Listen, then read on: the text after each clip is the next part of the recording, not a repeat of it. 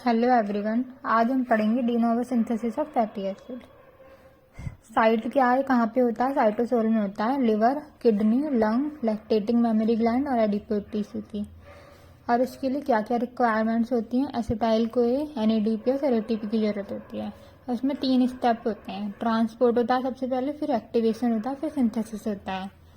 तो ट्रांसपोर्ट में क्या होता है, जो हमारा एसिटाइल को होता है वो डायरेक्टली पास नहीं हो पाता माइटोकॉन्ड्रियल मेम्ब्रेन से, तो इसलिए हमें इनडायरेक्ट पास करवाना होता है। तो इनडायरेक्ट हम कैसे पास करवाते हैं? हम एसिटाइल कोए को कन्वर्ट कर देते हैं सिट्रेट में, फिर वो सिट्रेट बाहर निकल जाता है माइटोकॉन्ड्रियल मेम्ब्रेन से पास होके। फिर वो सिट्रेट टूटता है एसिटाइल कोए में। कौन कौन किस किस की हेल्प से? ATP और सिट्रेट लाइज की हेल्प से। लाइज का मतलब होता है टूटना। तो सिट्रेट का टूट के ऑक्सैलोएसिटेट और एसिटाइल को में कन्वर्ट हो जाएगा। एसिटाइल कोए जो है वो हमारा साइटोसोल में आ जाएगा। फिर इस एसिटाइल कोए का होगा एक्टिवेशन। एक्टिवेशन में क्या होता है, जो हमारा एसिटाइल कोए होता है वो कन्वर्ट हो जाता है मेलानिन कोए में। कौन से एंजाइम की हेल्प से? Acetyl CoA carboxylase. और 3 चीज की और जरूरत होती है, A, B, C। A मतलब ATP, B मतलब बायोटिन और C मतलब CO2। फिर तीसरा स्टेप में आता है सिंथेसिस। सिंथेसिस कैसे होती है आगे की, तो इसमें इन सब एंजाइमों की जरूरत होती है। अब इन एंजाइम को याद कैसे करें? याद करने में बड़ी दिक्कत होती है, तो कैसे करेंगे? इसके लिए हम शॉर्टकट बनाया है। शॉर्टकट है ऐठ मत कस कर दे अर थायो ACP। को ऐसे याद करना है, ऐठ मत कस कर दे अर थायो ACP। ऐठ मत कस कर दे अर थायो ACP। बार बार बोलेंगे तो याद हो जाएगा। ऐट मतलब एसिटाइल ट्रांसएकाइलेज, मत मतलब मेलानिन ट्रांसएकाइलेज, कस मतलब कीटोएकाइल सिंथेज, कर मतलब कीटोएकाइल रिडक्टेज, दे मतलब डिहाइड्रेटेज, अर मतलब इनोइल रिडक्टेज और थायो मतलब थायोस्टेरेज, ACP मतलब एकाइल कैरियर प्रोटीन।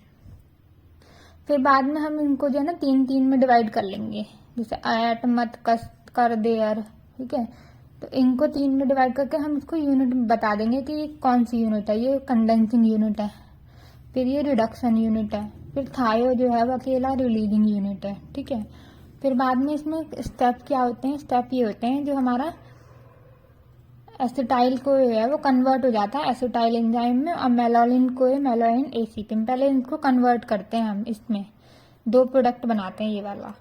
तो उसमें हमें पहले 2 एंजाइम की जरूरत होगी, ऐठ मत, इनकी ऐठ मत, फिर बाद में बाकी के आ जाएंगे, कस कर दे अर, ऐठ मत कस कर दे अर, ऐसे।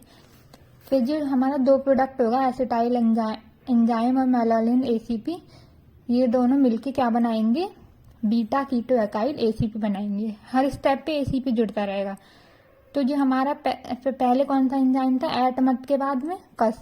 कस मतलब कीटोएकाइल सिंथेज। कीटोएकाइल सिंथेज मतलब कीटोएकाइल का बनना।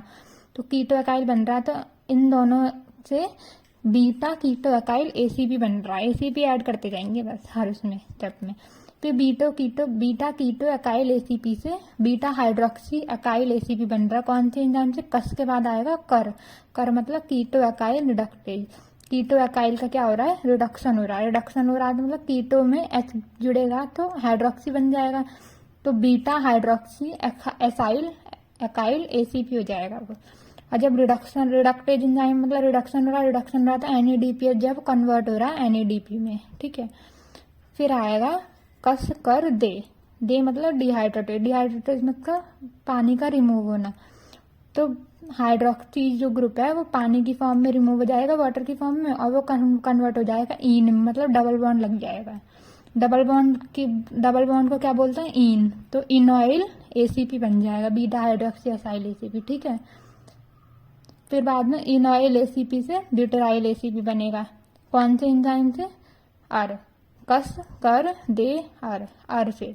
अर मतलब इनोइल रिडक्टेज। रिडक्टेज मतलब हाइड्रोजन ऐड हो रहा है फिर से, तो इन डबल बॉन्ड की जगह हाइड्रोजन ऐड होगा तो वो नॉर्मल एल्केन वाली चेन बन जाएगी, तो ब्यूटेराइल ACP बन जाएगा। फिर बाद में जो इसमें भी रिडक्टेज एंजाइम है, तो रिडक्शन हो रहा है तो NADPH NADP में कन्वर्ट हो रहा है, ठीक है। फिर ब्यूटेराइल, फिर बाद में जो स्टेप्स होते हैं ना, ये 4 हो गए, 6 बार रिपीट होंगे। 6 बार रिपीट होने के बाद में फाइनली हमें एक फैटी एसिड मिलेगा 16 कार्बन का, जिसे हम कहेंगे पाल्मिटेट। और जब जो लास्ट वाला स्टेप होगा ना, उसमें थायोस्टेरेज एंजाइम और डालना है बस। तो ये पूरा स्टेप जो है वो कंप्लीट हो जाएगा और हमारी फैटी एसिड की सिंथेसिस हो जाएगी। ऐसे हमें याद करना है। फिर उसके बाद आएगा हमारा रेगुलेशन, कि रेगुलेट कैसे करते हैं इसको।